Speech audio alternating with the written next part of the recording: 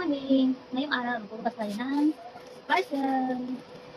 Ito po ay para kila Yuan at Ubi dahil malapit na birthday ni Kuya Yuan. Tara, unbox tayo. Okay.